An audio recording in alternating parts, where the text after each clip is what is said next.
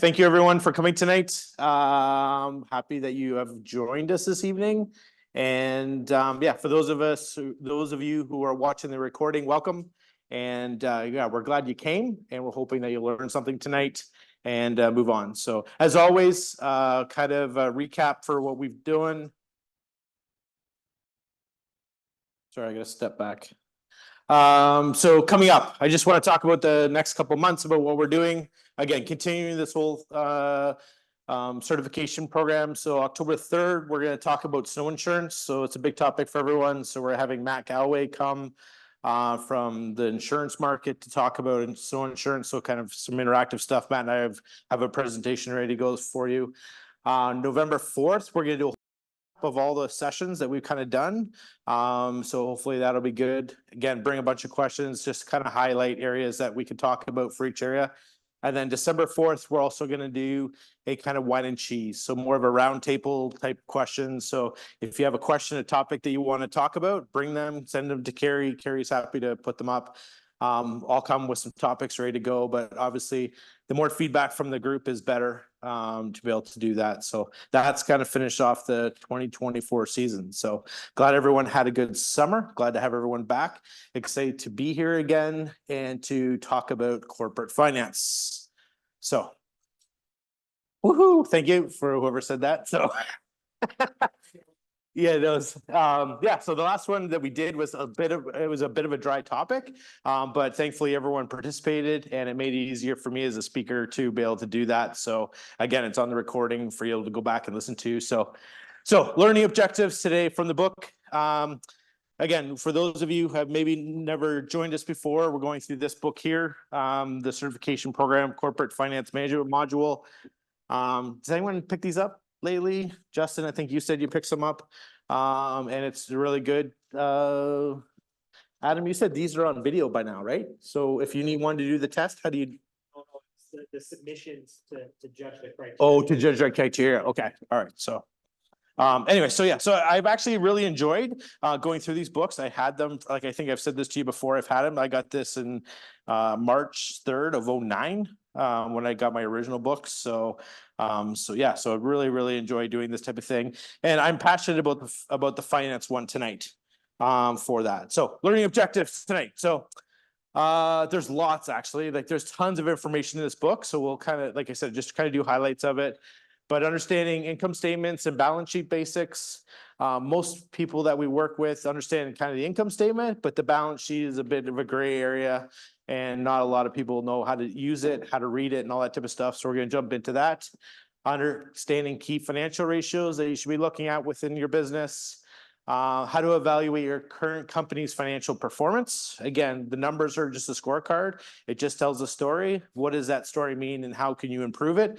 Is obviously where we want to help you with tonight. Compare your company's financial performance to industry benchmarks. The one great thing I love about Landscape Ontario, even to hear all the announcements tonight, is there's tons of information out there that you can start benchmarking yourself against other people. There's lots of people that are sharing numbers with you. We'll share some stuff with you tonight, a little bit of industry stuff that we kind of measure people by.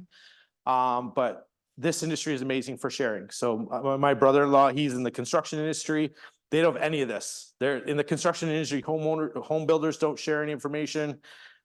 Industrial, commercial people don't share any information. So the fact that our trade does this is really impressive, and I love that about the industry. So next one, make management decisions based on your analysis of financial statements, and not make, the biggest part of that is don't make decisions based on emotion. Okay. I have learned this one way too many times. I react typically emotional first. And then look at the numbers afterwards. So, but if you look at the numbers first, it gets rid of a lot of the emotion. We're going to talk about how to develop a budget for your company. We're going to discuss understanding the concept of what type of business cycles you go through, understand job costing and cost break-even analysis, how to work with capital within your business, understanding inventory management. So again, that's a lot of things that a lot of contractors don't understand, what should I do with inventory. How to make some cash flow projections, the importance of cash flow projections, understanding when to lease, purchase, or rent equipment, which a lot of people are asking for right now with the current economic impact of what's going on. So So let's jump in. So understanding financial statements. So conditions that lead to companies that fail. Okay, so it's not as what you don't think all these things are what companies fail, but this is a pretty exhaustive list they talk about. No financial plan. When I had my construction business, I was not taught to have a financial plan. It was just kind of work hard, invoice, get collected, and hopefully it all turns out for the best. Right. And that's what I did. And just put your head down, keep working. And hopefully when you go to the accountant at the end of the year, the results are good. And then when the accountant hands you a piece of paper, you're kind of like, oh, okay, maybe good, maybe bad.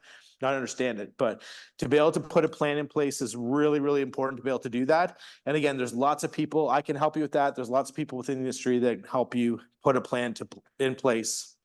Poor cash flow management. Cash is king. I learned that early on in my days landscaping. We had an Italian guy that did concrete with us, and he always say, cash is king. Doesn't matter what happens. If you run out of cash, you could be profitable on a P&L, but if you run out of cash, you can't go any farther. So, and again, it's what cash in the bank is what keeps most owners up at night, or the lack of cash in a bank account is usually what keeps owners up at night. So if you figure out how to manage your cash, you're good. Not managing AR and AP, this is a huge one. So on the accounts receivable side, we see this way too many times. We do the work, we buy the material, we sell the job, we do the work, we buy all the material, we do a great job, but then we're afraid to ask for the money at the very end of the job. Okay, and we're going to talk about how to get around some of that stuff. But too many times I see people not collecting on the work that they've done. And then we just leave it, and it becomes more awkward and we don't actually do it. So we write off with clients, we write off way too much money when it comes to accounts receivable. You've done the work, go collect the money around that. Accounts payable, again, when the cash flow management is poor, then you can't pay people, right? And then suppliers like Ryan are always calling you saying, hey, do you have some money for me? Do you have some money for me? So again, you don't want to be using a supplier as a bank. And that's typically what happens in our industry. Not knowing cost of production. Again, huge. We see this all the time in the industry. People are like, well, I was at Mrs. Smith's house and the contractor before me did it for X, so I should be able to do it for X as well. So that's not necessarily, if you don't know your cost of how much you should charge to do it or how much it costs you to do it, you can't actually answer that question in an educated way. So you really have to know how to do that. What's the cost of production? Not controlling expenses. I'd say this one isn't as bad, especially when cash flow becomes tight. I see a lot of owners start cutting costs, but still important to be able to do that. Sometimes what we do see an expense a lot of times is people buy equipment. So we'll cheap out on maybe paper or, HR stuff, we'll cut corners, but when it comes to equipment, we are all in when it comes to expenses.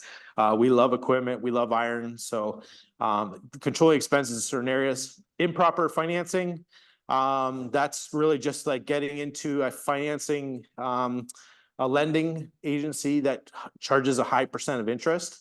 Especially for unsecured lines. And then the interest you're paying on stuff is just crazy. Like we've seen stuff at 10, 12, 14. I've seen one at 16% financing a truck. So that's a huge amount of money for financing a truck, which just means that there's some reason why you got into that financing deal. Maybe bad credit or not enough credit or whatever, but yeah, improper financing and then unmanaged growth. And I would say this is huge over the last 3 or 4 years. As we've seen this as an industry, is just because you can sell it doesn't mean you can produce it at a good level. And you just people will start growing. And then we're going to talk about this a little bit later on, but the growth, too much growth eats cash. And then that's when people get in trouble. So other ones they talk about, again, so much in this one. So financial status checklist. So what should you be checking within your business on a daily, weekly, monthly, quarterly basis in order to understand if you're doing well or not doing well? So in the book, they talk about daily. So cash on hand, most of us are good at this. Most of us love to open up the bank account every day and see, do I have a positive number, negative number, and by how much are we there, right? If you have some historical data, then you can sit there and say, this time of year, I should be within this range. And a lot of owners are like, okay, as long as I fall within this range, then I'm good, right? Then they can be like, okay, I can sleep well at night. Bank balance, again, same thing. And then how to invoice. Too many people don't invoice quick enough. right? We're always too busy. We're really good at selling the job, getting the stuff in the ground, but we don't invoice. So to me, invoicing weekly, daily, weekly, monthly, if you're doing maintenance contracts, invoicing at the first of the month instead of the last of the month makes a huge difference. We've had tons of clients do that. They're like, well, I always invoice at the end of the month. I'm like, no, invoice for the first of the month for the work you're going to do. You're not going to get as much pushback as you think you are. So, and that buys you 30 days of cash that's coming in faster. So it buys you some cash flow. Weekly, you need to be looking at ARAP. You need to be doing payroll weekly, and then you need to be doing some sort of cash flow analysis. Depending on the size of the business you have, the cash flow analysis is a little bit harder. Maybe a lot of owners, if they're smaller, can do this in their head. Once you get a bit bigger, let's say you get to $2 or $3 million, you need to kind of do that actually in a spreadsheet, right? What's coming in? What are we expecting to come in? What's the expenses coming out? And then what should the bank balance be? We're able to do that. Once you have a cash flow, a good cash flow spreadsheet, you will never go back to not having one. But most people have never seen a really good one to be able to do. So it's really good. Monthly, you need to do your taxes. You need to have your monthly obligation stuff. You need to pay your suppliers. You need to do your journal entries, reconciliations, and then some sort of P&L reports and some sort of comparison, budget versus actual, and depreciation. So journal entries and reconciliations, depreciation. When I first started the business, I had no idea what this meant. Okay, I was like, that's a good term. Don't know. Obviously, it doesn't apply to me because I was too afraid to ask what it meant. But every month, everyone should have some sort of journal entries. I can give you some examples of that, some sort of reconciliations, and then depreciation. So the biggest thing I'm going to start with depreciation. So for those of you who you can finance a piece of one piece of equipment, let's say we have a truck, can have 3 different ways it can hit a profit and loss, or it can have a financial entry. If you own it, you have to depreciate it, right? So there's no payments, you haven't financed it, you don't have to make any payments on it.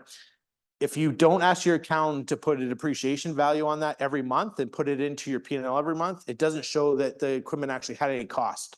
So you look like you had a really, really good month, but actually doesn't have any cost in there. So what you need to do is go back to your accountant and say, based on this truck last year, how much did you depreciate that truck over 12 months? And he may say, I depreciated it $12,000, for instance. Then just go back and do a monthly reconciliation or a journal entry. Sorry, you want to do a journal entry every month of $1,000 for that truck. Okay, so every month that truck goes in there and it shows that there's $1,000 of costs that went in there. It didn't actually come out of your bank account. We're going to talk about cash versus accrual accounting, but at least it shows that you actually had the truck coming out of there when doing that. So really, really important. Lots of other journal entries. When you get to inventory, we're going to talk about inventory and how to do journal entries for inventory. And then reconciliations. This is the one, like reconciling stuff like your Visa statement, your supplier statement, not just take a statement like from a local supplier and say, yeah, they always go to the very bottom. They're like, we owe $25,000. Actually reconcile that with an actual like shipping sheet, or is this the quantity we got? Something like that shows that. I remember being a couple years ago, I was at a golf tournament with a major supplier, and he was telling me, he's like, I was asking how they were growing really quickly. And he's like, Grant, he's like, the one thing I hate about our industry is that he's like, people don't do their paperwork. I'm like, what are you talking about? He's like, we tell our clients that we had a glitch in our system, on our financial system, and watch your invoices because we think we made some errors. So they knew they double charge people. It was amazing how many people didn't actually catch it.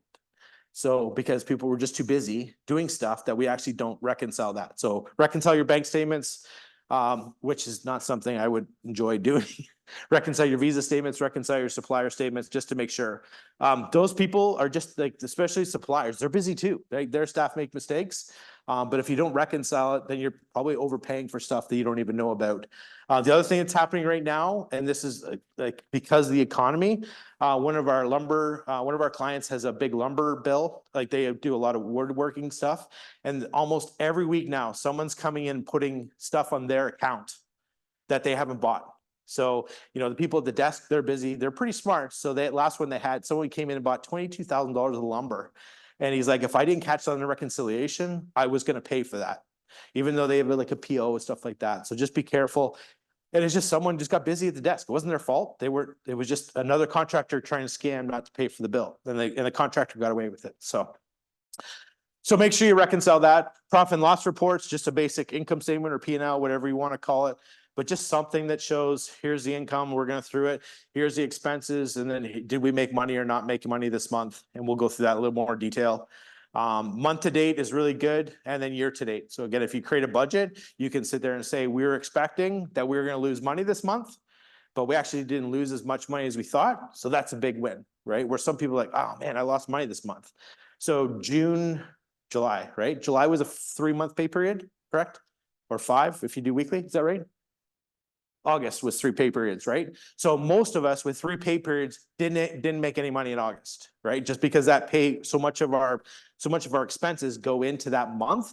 So most of us would have a negative, dollar figure for a P&L for the month, right? But if you actually budgeted that, then you're like, we know that 3 pay periods, I think there's 3 or 4 this year that have that 3rd pay period. So you just know like, hey, we budgeted to lose money this month, but we didn't lose as much. So that's a big win. But if you only go to like, we lost money, then you get all upset, you get emotional and you start laying people off and firing people. And actually you were like, no, we actually did better than what we thought, right? So the numbers just tell a story, but what does that story telling us? Quarterly, they talk in the book about balance sheet. I have never, ever seen anyone do a quarterly balance sheet update, just so you know. It's great. I think it's a great idea, but I've never actually seen anyone do a quarterly balance sheet. So to me, every 6 months or once a year, typically most accountants will just update the balance sheet at the end of the year.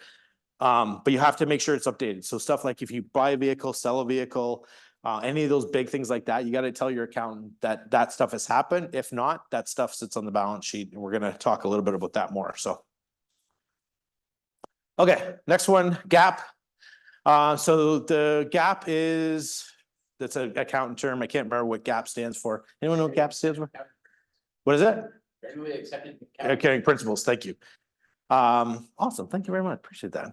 Yeah. So cash accounting versus accrual accounting. So a lot of people will tell me, based on my P&L, I'll pull a P&L up and it looks like I always go with percents, not dollars. Looks like I made 10% on my bottom line, but I don't have any money in my bank account, right? So is that, let's say 10% is a $10,000, but I look at my bank account and I'm overdraft by $5,000.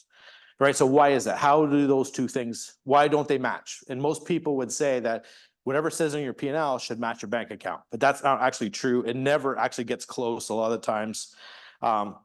So you just have to understand that there's a big gap between those two things. And what happens is it's because of these 4 things that happen in the financial system that affect what's in your bank account versus what's on a P&L. So I'll go through it quick.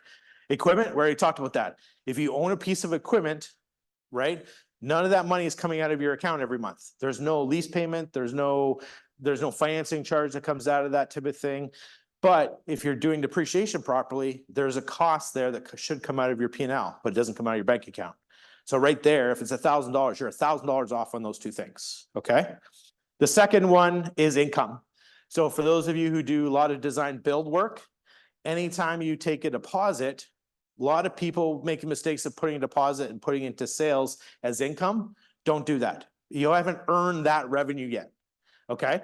Especially like with the last couple of years when we had a pool company that was taking deposit almost 12 months in advance. They haven't earned that money. So if you take $10,000 of deposit, you put it into income and put it into the bank, it shows that it's income, but you haven't earned that income yet. So you have to put that deposit into you can put that deposit into another account, put that on the balance sheet as an asset. And then when you start that job, bring that money over. Okay. But if you don't do that, it shows that you sold this $10,000 job, but you have $10,000 in the bank. Okay. So again, it's not making sense. Income is really good. Material use is the same thing. If you buy materials in advance, you should be balance sheeting that. We'll talk about that a little bit in inventory. And then we already talked about deposits.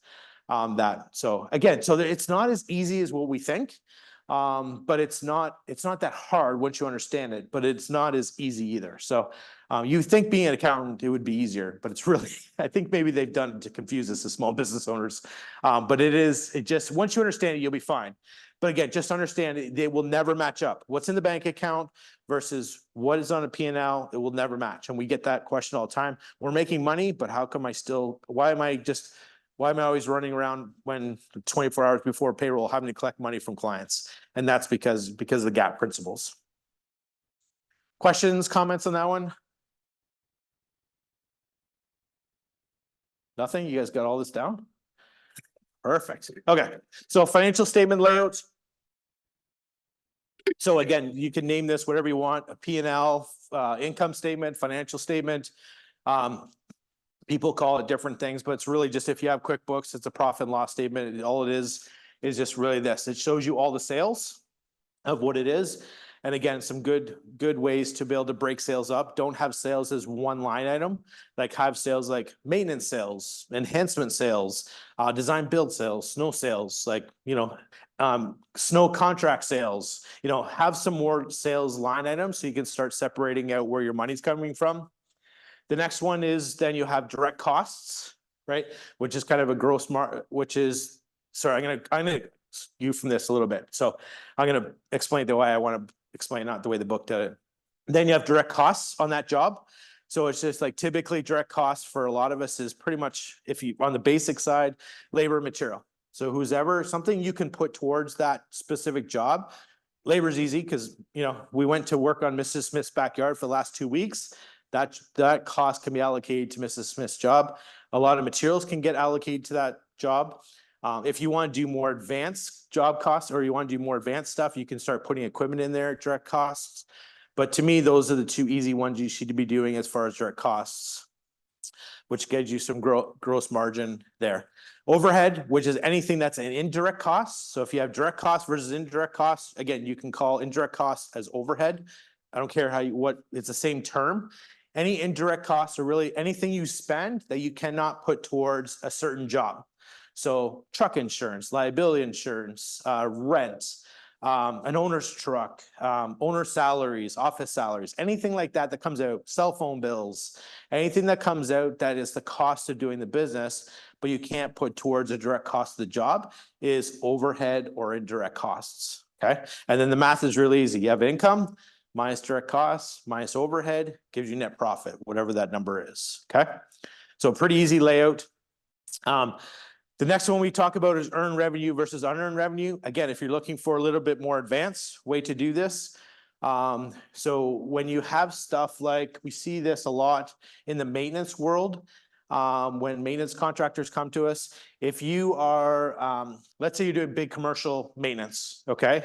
Any property that has 60-40 swing on it, okay? Or greater. So 60% of the work is green season, 40% is snow, or for us, a lot of times it's 60% snow, 40% green. But what happens is that the client wants a month, 12 equal monthly payments. Okay, so we know we've priced it out. Your snow contract is $20,000, your maintenance contract is $10,000, but the client wants that put together and divided by 12. The problem with that is that when we start billing, if we start the billing cycle in the green season, we're billing for more than what we should be billing, okay? Because we're invoicing the client for that $30,000 divided by 12, but actually we haven't earned that money yet, okay? So what happens is like that month, that green season, we look like we're doing really, really well because we're like, look at all the money we're making, but actually not, because we're actually taking revenue from snow and we're actually allocating into the green season. Okay. If it flips the other way, let's say that's the same scenario, but the white season, you start in the white season, your white season may be hurting. You're like, why are we not making any money right now? And the reason is the exact opposite, because you're not allocating more money into the white season than you should be. And then the green season looks better. So again, that's the biggest advantage. That's the biggest hurdle. If you have properties that are 50-50, don't worry about it. Only if you have a property that has a big swing, you really have to talk about earned revenue versus invoice revenue.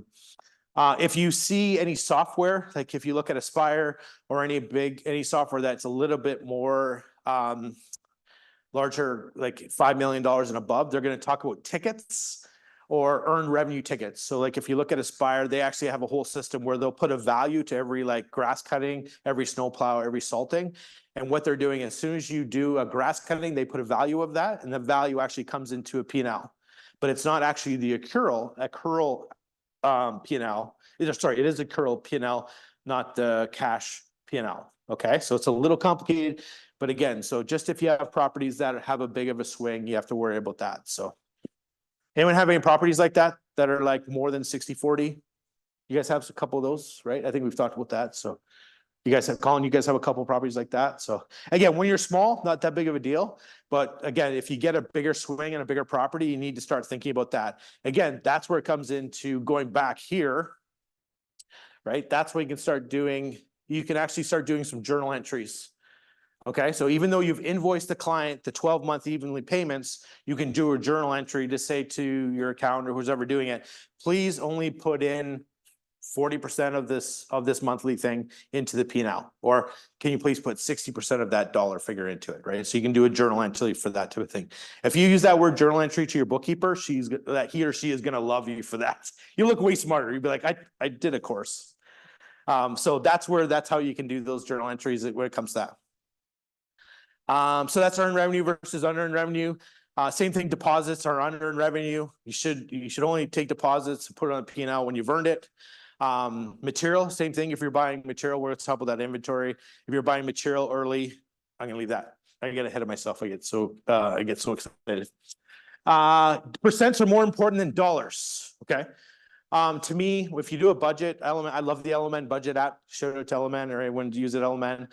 To me, always look at percents, not dollars. To me, it's always about a percent. Labor is a percent of revenue, material is a percent of revenue, overhead is a percent of revenue.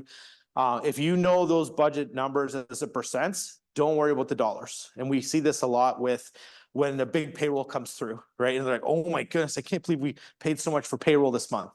Because owners typically go to one or two items that's the largest, and payroll is typically the largest, and they start freaking out. They're like, payroll runs this usually $40,000 a month. And you're like, okay, and now it's 52. I'm like, okay, well, what does that mean? And they're like, we're just overpaying. We're just like, and they just throw their hands up in the air and they get all mad. And I'm like, okay, but what's the percent of revenue that you did that month?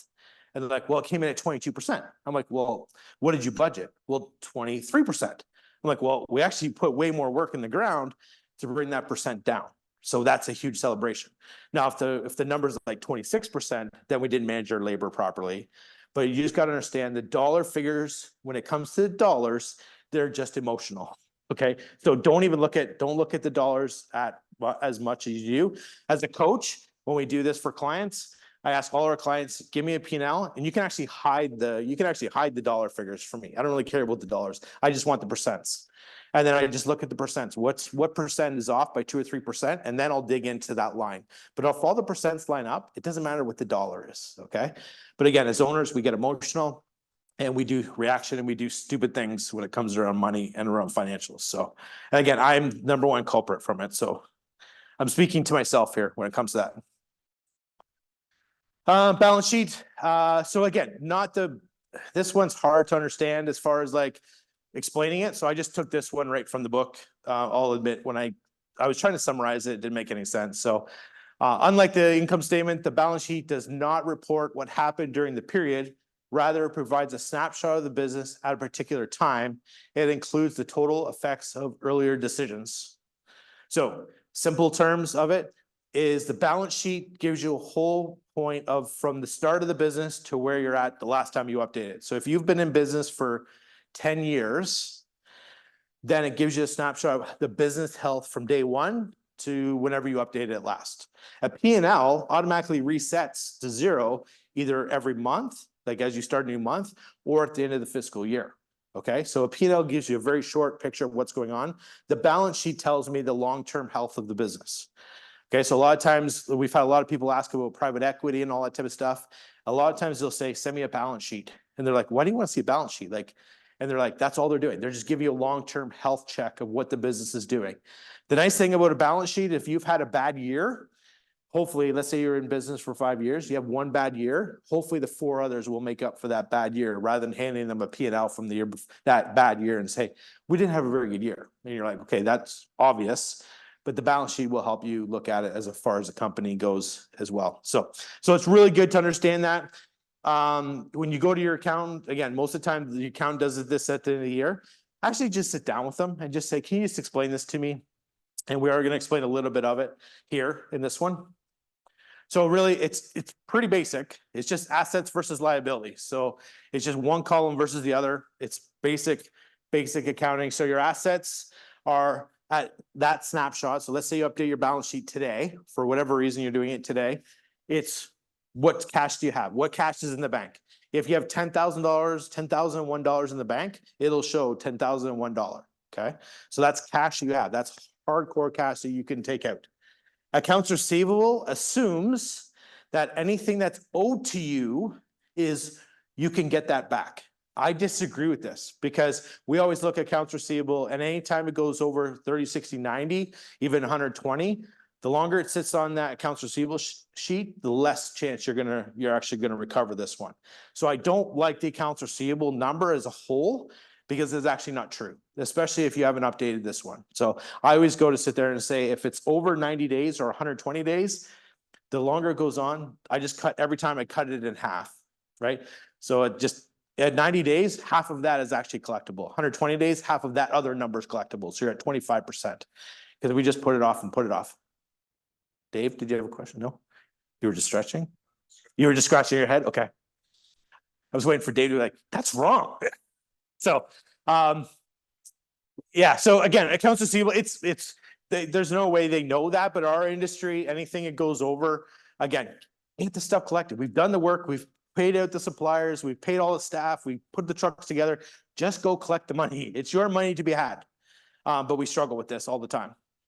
Any inventory you have, so if you have any salt or any materials or anything like that, they count that as an asset. Again, they would say 100% of whatever that value is that.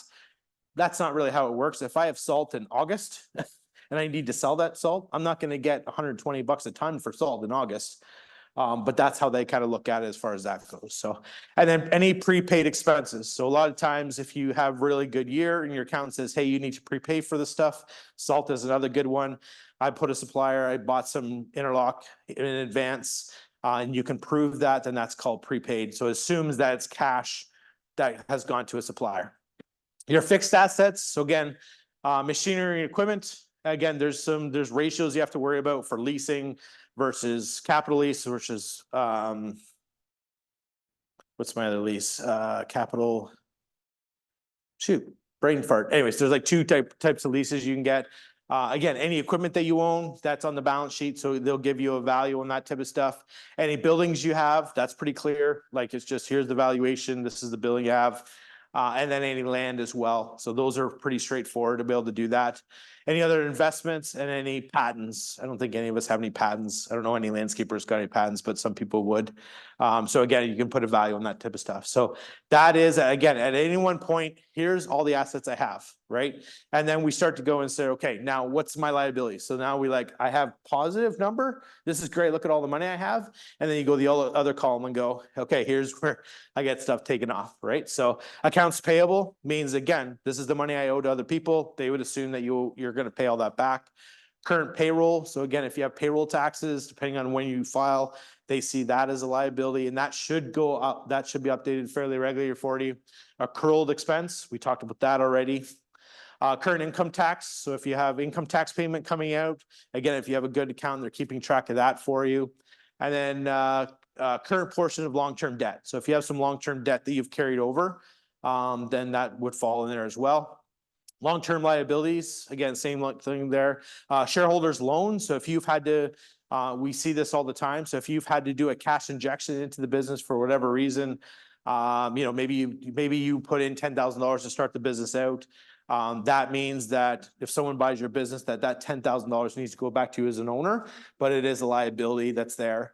And then any retained earnings as well for the owner's equity. So, and at the end of it, you'll get, so it's just your assets, your liabilities, and at the bottom, it'll come out with a number, right? So hopefully the longer you're in business, the more you do, the more assets you get, the higher number that will be. So, but again, long-term financial health of the business is going to be able to give that. So questions on that one? Nothing? You guys are quiet. Carry anything from the crowd? Anything from the crowd? No?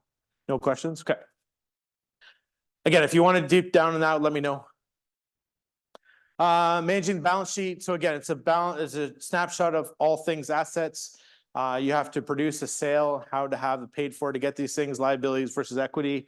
Managing from the balance sheet involves looking at how effectively you're using those resources.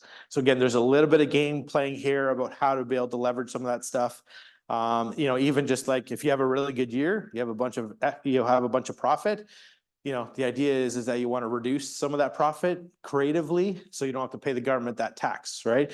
The tax is you're trying to kick that tax can down the road as far as you can. If you pay the tax today, you're never getting it back. But if you can figure a way, you have a good accountant that can help you with some of that tax stuff and kick it down the road. It'll eventually, you have to pay no matter what, but I kind of want to keep my money as long as I can without giving it to the government. So if I can do that, then that's what I want to do. So, so really, really important to do. All right, next one. This is the next section of the book. It calls about evaluating your financial performance. So again, like I said, the numbers just tell a story. Financial reports are just a record of history. Okay. When we're going to talk about KPIs or measurables, when you get a P&L, that is whenever you get it. So let's say you have a really good bookkeeper, a really good account. Maybe you get a P&L on the 30th of the month from the previous month. Well, that information is 30 days old, right? You really can't do anything with that information. It's just a record of history, right? So typically what we want people to do is start using some ratios or some KPIs to be able to start to predict what's going to happen in a P&L. But really, it's just a record of history. So that's really what an accountant or bookkeeper or controller does for you. They're just recording history of what happened, which has value. But when you get into this and you start running numbers, you're going to realize that this P&L is it's a lagging indicator. So that's why kind of where you want people to be like, hey, can I get a P&L for like the 15th of the month, not the 30th of the month? Or can I get it for the 10th of the month or the 7th of the month? Because the faster you get the numbers, the more you rely on it, the faster you want to get it. And a lot of times they can't produce that P&L fast enough because they're usually waiting for us. They're waiting for receipts, they're waiting for invoicing, they're waiting for all kinds of different stuff. And typically it's because the owner drags out the P&L, closing the P&L off. So, and again, Marla will tell you that for me as well. Numbers are the numbers accurate? Again, if the numbers are not accurate, then you're going to make a decision that's not based on accurate information. Okay. Again, we're emotional creatures. So again, you've got to make sure the numbers are accurate. You need to be looking at it kind of line by line. Go to the percents first. If the percent is too good or too bad, take a look at it. Typically, if the number's way too good, it's probably wrong. Okay. So you're like, man, we just killed it this month. And you're like, that number is just way too good. That's your best month you've ever had by double. There's probably some inaccuracy when it comes to that one. So itching head or question now? Question now? Looking at numbers like that, I like using the trailing 12 months. Yeah. I'm just looking for, you just stay on the line and you look for anomalies. Yeah. It's easy to do in QuickBooks. Yeah. The numbers pop out. Hey, that's not right. Yeah, especially on your overhead lines, right? You're like, this number is fairly consistent. Why this month is it up or down or something like that? So, and again, it's just human errors, right? It's just people make mistakes. It's just with accounting, and you make these decisions based on a mistake. And again, your accountant, bookkeeper, controller, whatever it is, doesn't know a lot of this information. You have to actually work with them alongside them, teach them and understand, make sure they understand where that stuff goes. Are the numbers organized to give you a clear story? Typically, when we start working with clients, I will ask for a P&L and they're like, they're what? I'm like a P&L, profit, loss, or whatever it is. And they'll have like one income or sales line.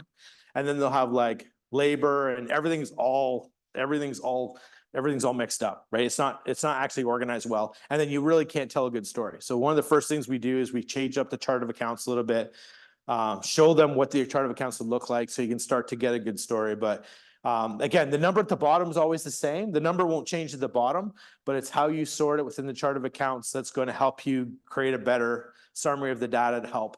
It also allows you to help with some ratios that we're going to talk a little bit. It starts to show you trends. QuickBooks Online, if you don't use that, or we have another thing called Method right now that goes to QuickBooks Online that gives you some great reports. So if you can start to see trends, like I love graphs, bars, anything like that, that's really helps you with that type of thing as well. So there's lots of software out there that'll take all the data and it'll show you trends that you don't have to start thinking about or start plugging your calculator in and seeing all that type of stuff. So, but that's even better. The QuickBooks Online did an upgrade a couple months ago on cash flow.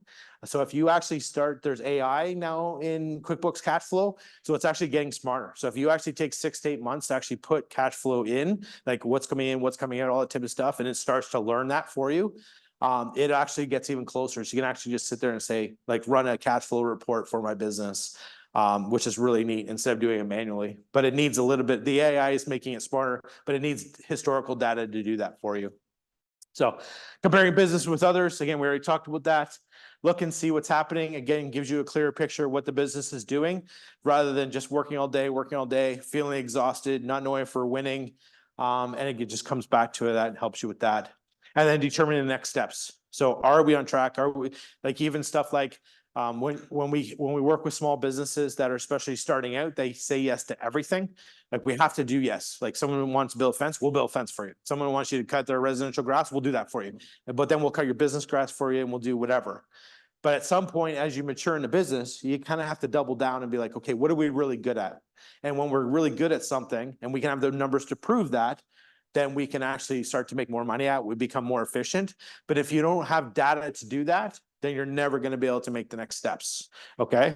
So all this collecting of data and these numbers are there to help you make a decision based on that type of stuff. So it's really, really important to be able to take that data and use it and help your business. Some ratios or some KPIs, I like to call it. Again, whatever you want to, and again, depending on who you talk to. So gross margin for me is really, really important. I love bonus systems based on gross margin. Because gross margin is something that that staff can actually control. So again, if you have direct costs minus the sales gives you a gross margin, that's what I think most businesses should bonus their staff on, because that's what the staff can control, right? Even if it's just basically their material and their labor, that makes up more than 50% on most P&Ls of the cost of doing a job. But the owner typically doesn't have a lot of influence on that. How we use the labor. As soon as most of our staff leave the yard, we're trusting them to use their labor properly, right? As soon as the load of material gets put on site, we're trusting that they're going to use it properly. How they do their cuts, how they use the material. Are they going to dig out too much? Are they going to not dig out enough, right? All that stuff we're trusting our teams to do. So that's the stuff they control. They can control. They can't control how much rent we pay. They can't control, what type of truck I want to drive. They can't control the money I want to take out of the business. So again, I love any bonus program based on gross margin is really good. Operational margin is why that's separated is just what it actually costs you to operate the business. And this is one thing that when we talk about a P&L, over the last couple of years, COVID money that was really good, or if you sell an asset. So the $40,000 that we got from COVID money, so many people were putting that $40,000 into sales. Okay, so it's showing as income, which it is. We took money in, but it's unearned revenue. So again, that whole term of unearned revenue. So they're putting that in, and if you're doing your ratios as a percent, all your percents are going to get thrown off. Okay, because you have that extra $40,000 there that you haven't earned. But it shows that it's being ratioed out for all that other stuff. So to me, I always say operational margin is here. Any other income or expenses that indirectly to operations should be at the bottom.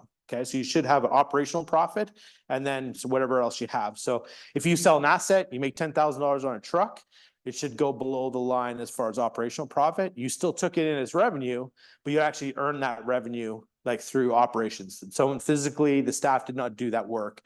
We did by managing the truck properly, or how we buy stuff. Any summer grant stuff, I see a lot of people with summer grants. If you got the money for what was the money for what was it, CDAP? The CDAP money, right? That's another one. We didn't earn that revenue as operational money. We got it as grant, right? So that's the type of money you want at the bottom. Again, it's still at the end of the day, it's still what P&L we have, but you just want to make sure that you're looking for an operational profit that you can start sharing with your staff. Your return on assets. So there's a good ratio there. Like saying, okay, we have $1 million for the trucks, loaders, equipment, all that type of stuff. What's our ROI on that? How you can do that? Return on equity. So equity was within the full company, full business, and then your return on sales. Once you get into like needing a loan or talking to the banker, this is the type of ratios that they're going to ask for. And again, if you have a QuickBooks or a method or something like that, all this stuff can be plugged out. You can go to QuickBooks right now and just say, based on this time period to this time period, if everything's updated, you can actually sit there and say, you can print a report, what's my return on asset as a ratio? The ratios, depending on what we do, are a bit different, like construction business. So the ratio for landscape construction is gonna be different than maintenance versus someone who's a new home builder, right? So you have to know your ratio, what you're aiming for, but it's something always to like 30-1 or 1-1 or something like that. It's always something to 1 ratio that you're looking for. And that people ask me all the time, what should those ratios should be? And I've been very hesitant to do this, to share this with people because yeah, I've seen a huge ratio gap between what banks are looking for. It's not a line. It's not a nice clear line for some reason. I don't get it. It should be a nice clear line. It should be like, if you have this much equipment, this ratio should be here.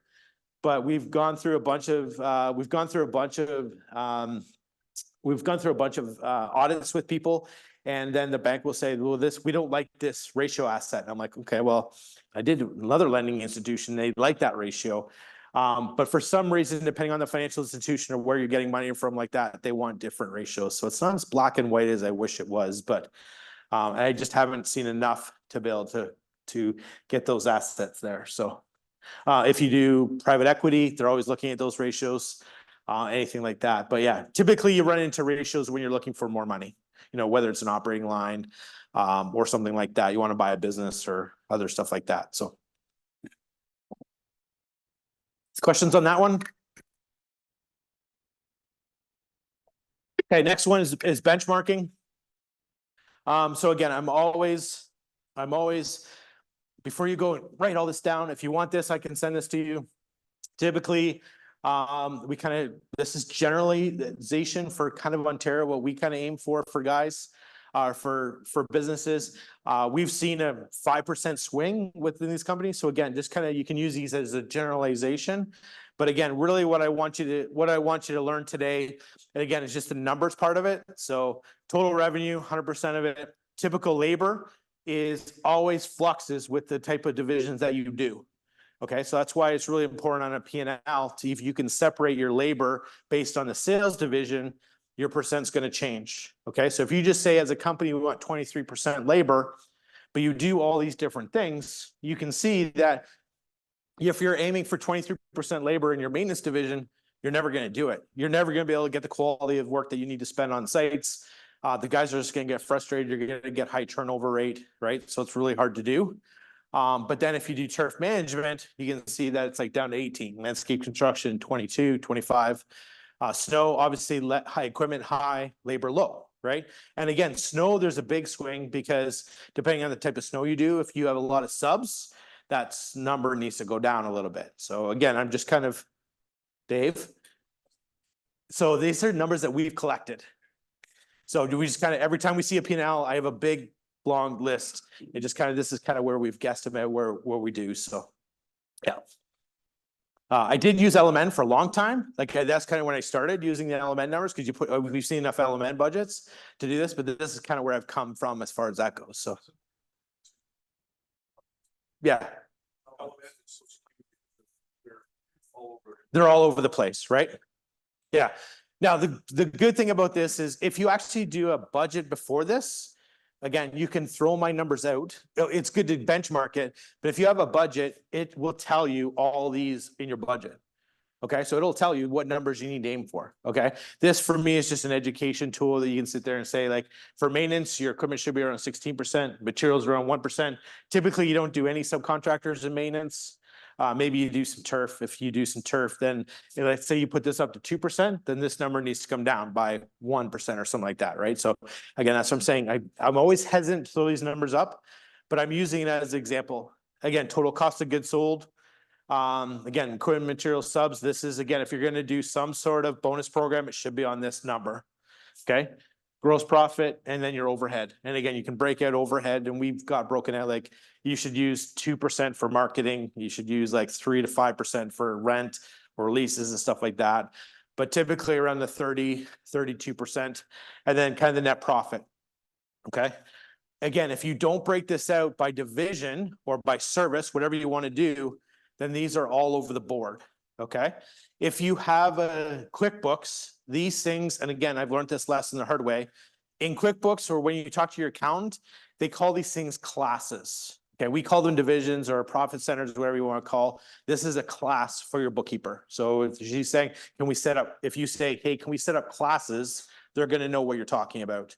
If you don't say that, if you're like, we have a maintenance division, they're going to sit there and go, they're not good at asking clarifying questions either, just as bad as we're not. So you can just show them something like this when it comes to that type of stuff. The other one I do kind of industry benchmarking. So quickly, again, this is a tool for me. When someone comes to me and says, hey, I'm not making any money, really all I do, I start here really to start, because they typically won't have all this breakdown. So I'll just sit there and I'll say, how much maintenance revenue do you do in a season? And I'll be like, they'll be like, we do X amount. And I'll take that number divided by 70,000. And I'll be like, you should have roughly 10 people on your crew. And they're like, well, we have 12. Okay, well, then you're not making any money. And they're like, well, how do you know that? Because I'm like, based on that $70,000 per crew per green season, this is how much revenue your crew should do. So again, you can do that math tonight. So if you have your whole maintenance division, whatever that total is, divided by $70,000, and that's roughly how many crew members you should have to be able to do that. So turf management, $150,000 per service tech. Landscape construction, $200,000 per crew member. Again, why this one goes up so much is because there's so much material involved in it, and you mark up the material, right? So the dollar figure goes up per crew member. Service tech and irrigation is $200 per tech. This is why the $150 per tech and $200 per tech for irrigation. That's why most irrigation companies and turf companies can take the winter off, because during their short season, they make really good revenue per tech. But they're driven by that. If you see a Weedman franchise or turf, any of those turf franchises, they're driven by that revenue per tech number. Like that's the only thing they care about is the revenue per tech per day. So we're not, for most of us, we're not driven like that, right? But if you get into that, snow's so difficult. People ask me all the time, what should I be measuring in snow? I can't control how much snow is going to fall. I can't control how much product I have to put down. So I just sit there and I say 2% of your top line revenue should go to damages. I don't know. We just know the more snow we do, the more revenue we're going to do, the more shit we're going to break, the more cars we're going to run over, the more telephone poles we're going to hit, the more Tim Hortons glass we're going to break. So I can't control. I don't know anyone else. It just happens, right? We just know we had a heavy winter. We had heavy repairs. We broke a lot of crap. So, but that's really the only thing I can figure out in snow. Anyone else have a snow measurement that they use? Tim, do you have one that they use at all? Anyone else? Dave, you have a snow measurement? Set in stone? Yeah, just it's like, okay, perfect. We had lots of snow. Honestly, we need a really good snow season.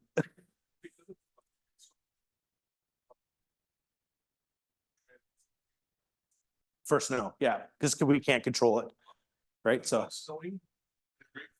yeah.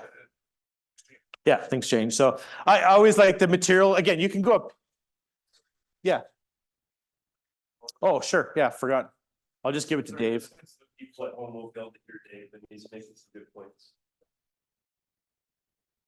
Oh, I was gonna go beep back. Sorry, Dave. Why can't you do snow again? Oh, we're just with the fluctuating, the changing climate and the winter. We never have a winter that's exactly the same anymore, and it's so hard to predict.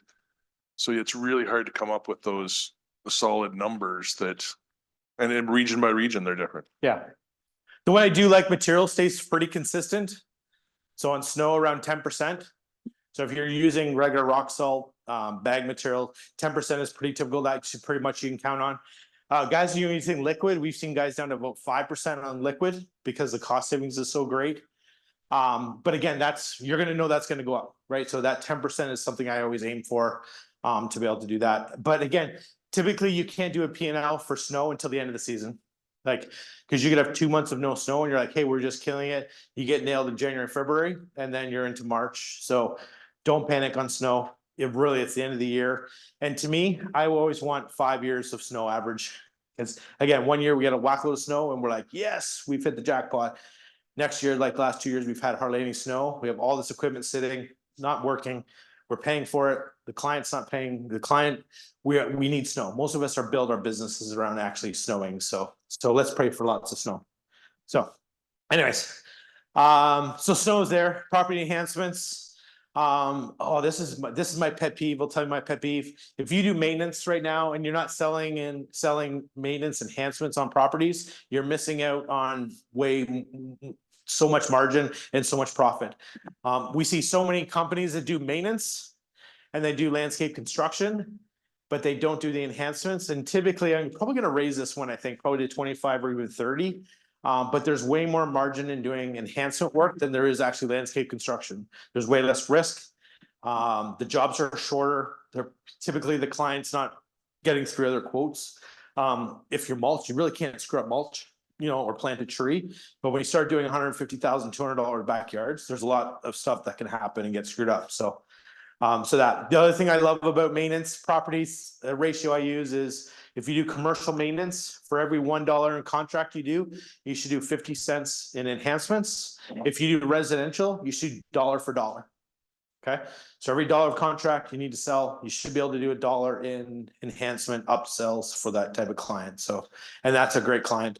Again, and then you can have the total. So if you don't have any of this work, then you can just go back here and say, here's what we should be at as far as that goes. But again, the ratios are there. Again, that's why you need a good P&L in order to see this, to give you clarity, right? If I see this as a consultant, I can see you broken out. If you're having a problem within the business, we can identify that problem right away, right? You can start concentrating rather than trying to pull through. So, Adam, let me get you the mic.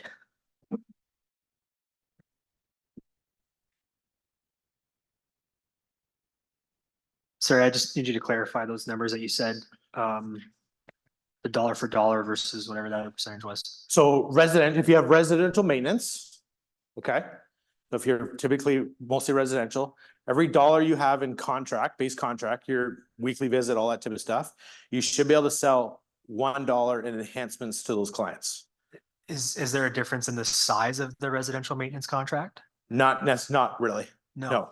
Some people will buy $1.50 from you. Some people will buy 50 cents for you. But when we start to budget residential maintenance, we sit there and say, if you have $10,000 a month in maintenance contracts, we will say you need to sell $10,000 a month in enhancements to those clients.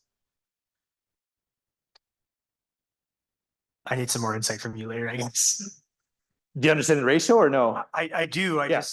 We have a few large estates that like their contract, like what. So for instance, we have a $17,000 residential client. Are you suggesting that then there's an additional $17,000 In enhancements that client should be able to buy we're missing from you? Yeah. Yearly. Yeah, dollar for dollar for residential. Because again, there's no money for us. There's no money in mow, blowing, going. So if you just go there, cut the grass, blow, and do the gardens, you will not make any money. Right? Because it's the low entry barrier and there's just too many people doing it at such a low cost. So if you can make 10%, this is really good. If you can make 10% on a maintenance contract, you're killing it.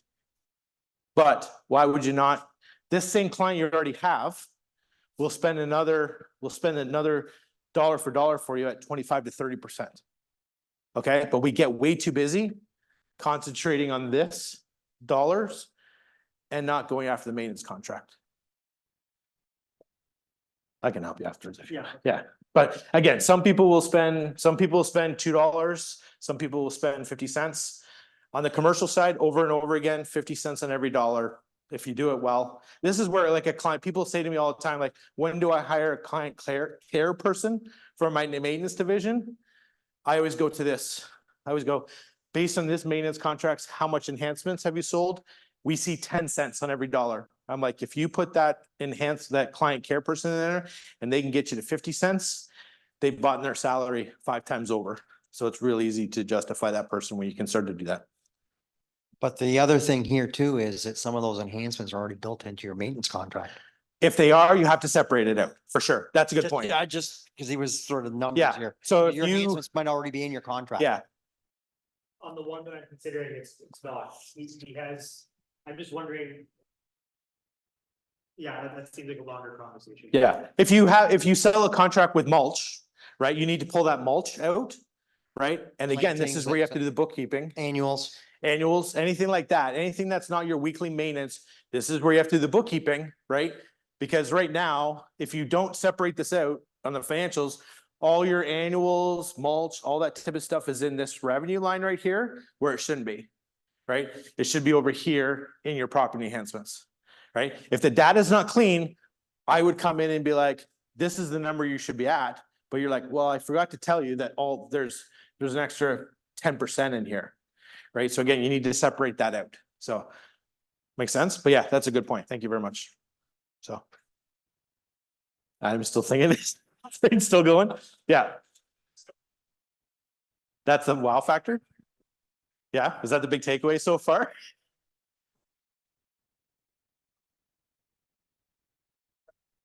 Yeah. Where's the Steve, say that again. Just coming from a maintenance guy, I agree with this, but don't hesitate to sell yourself, but really push the enhancements, the edges, the mulching, the flowers, the new plants. People love that stuff. Yep. You can sell it easier than you think. Yeah. You just have to have the time, and that's the toughest part. Yeah. And that's the thing. That's the number one reason we don't get people to sell it is because they feel like they don't have time. Again, put it in every contract. To me, every maintenance contract you send out should have that stuff in it. Like check here for mulch, check here for, an annuals budget, check here for seasonal plantings, right? You kind of choose your own adventure and then you don't have to pre-sell later on, right? So many clients that we have do maintenance and then they try to sell mulch after the fact. I'm like, you have the client's attention. So you need to actually sit there and say, hey, here's the mulch price. You got the customer's attention, get it then to be able to do that. Again, though, if you do that and you divide that out by 12 months, your accrual accounting has to kick in, right? Because you should bring that mulch price in when you actually do the mulch. If not, you're getting revenue in the middle of the winter for mulch that you did back in April. Okay, so it's really, really important to do this type of thing. See, it all kind of comes together. So that's why I get excited about it. Okay, everyone understand? That one, if you need more help, let me know. But the enhancements that's my biggest pet peeve when people are like, I'm not profitable. I'm like in maintenance division, I'm like, what are you selling as far as enhancements go? Low hanging fruit. The client already loves you. The client's property looks even better when you can sell them that. So your portfolio looks better. When other people drive by, they see the property, they're like, hey, I want my property to look like that. So it's actually a win-win-win. Okay, next section of the book talks about managing from financial statements. Again, I'm going to start to sound like a little bit of a broken record here. But again, it just kind of all fits together. So if I kind of say the same thing, you'll just please forgive me and I'll keep coming up with new scenarios and stuff like that for you. So again, income statement is your profit and loss statement. Again, it's your sales, direct costs versus indirect cost overhead, gets you plus or minus, did you make money or not making money? So the book talks about how to manage that better to hopefully increase your profitability of the business. So they talks about how to increase sales. So that's really coming back to like we were just talking to Bellevue about, right? Like how do you increase your revenue per client? Because you already have an interaction with them. So how can you do that with less work, right? So working smarter, not harder. So thinking outside of that, what is really good profit center? So if you know one division makes more money, then maybe you need to double down in that division or that type of client. So how can you increase sales without just putting all the extra effort into it, right? So it's not just going out and plugging more, but how do we do that? And there's all kinds of ways to do that. Reducing direct costs. So again, your material, your labor, how did we be able to do that?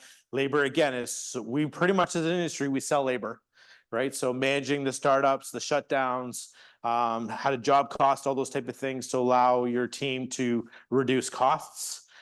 Stuff like doing a job costing, telling the team how many hours they have to do a site, rather than just sending them out and just saying, get it done and come back when you're done type of thing. So there's lots of areas we can do that. And we talk about this, reducing the cost, direct costs lots of times. How to reduce overhead. Right now, this is the one thing we're doing the most with our clients. So most of our clients are struggling with design build right now, which we knew this was coming. Like the whole thing of like everyone, we're great order takers, not great salespeople. Sorry, on the design build side. So most of our clients are like not going to hit, maybe they hit 50-60% of their design build revenue this year, which is okay. That's expected. But in order to, you need to reduce the cost, so you need to get rid of, so maybe you need to lay some staff off. We've seen a lot of people reduce a lot of overhead. I've seen a lot of designers being laid off, a lot of estimating people being laid off. But then also the crews can go with that as well. So if you do not start reducing your direct costs and overhead costs with a 50%, you're not going to hit your budget by 50%, you're going to be in trouble. You have to make those hard decisions when it comes to that. Reducing some financing expenses. The biggest thing is just we see too much interest being paid on lending money. It's just crazy amount of interest, whether that's an overdraft protection, whether that's leases. Yeah, just way too much financing charges. It's crazy how much we do. And again, if you don't have that on your P&L line, like financing charges, you don't know what that is. Like, you don't know the actual number of that, but that you should know that number every month of what does it cost for you to borrow money to be able to do that. And then try to reduce your tax. Again, this is where if you have a great accountant, that accountant, he or she should be coming to you being like, hey, if you were to structure your business this way, then this is how you reduce tax. It's great that you have a great year and then you make all this money, but if you have to give 50% of that money to the bank or to the government, that doesn't make you feel good, right? So how can you kick that tax can down the road and do it legally, obviously, to be able to do that, which is legally, I had to throw that in there, right? So we've seen some really creative ideas that I would say were probably not legal, but anyways, there's so much, it's a shell game or stuff like that. So, but again, and I think, again, we always think like this as an industry, we're pretty good about thinking how to reduce costs, but we don't do great on the reducing the overhead. So you have to think about how to reduce the overhead. And those are the hardest conversations a lot of times too. So, because a lot of the overhead, you're not going to necessarily like pay less rent or, pay less cell phones or stuff like that. The insurance doesn't change. So it's stuff like that. But especially on the overhead payroll, you can adjust that one. Next one, break-even analysis. So again, to me, this is just really comes down to just for us, really just basic is job costing. Understanding like really for maintenance, again, on the maintenance division, you're selling labor. So it's just labor budget versus actual budget for what you're doing. Again, if you're really good at maintenance, you really know that for a season, we just sit there and say I don't know how many cuts, Adam, how many cuts are you doing? 26 cuts this year, roughly? Yeah. Yeah, 2 or 3 visits to the front, 2 or 3 visits to the back, right? So again, and you just sit there and say, based on that, we're averaging, 1 hour per site or 2 hours per site, whatever that is. And then you can come up with, based on this maintenance contract, we have 100 hours on this site for the full season. But if you flatline that, which just a flatline budget will do, and you say, okay, we're going to do 100 hours divided by, 32 visits, what'll happen is you're going to get out of whack, right? So you actually need to roll that hour budget. So you need to spend way more time in the springtime, get ahead of it. This actually didn't happen this year. Steve and I were talking about that today. You should cut down on the seasonal, like when it dries out, which we didn't get it dry out. So you're not going to see the hours drop. And then, you have to bring it back up for the fall.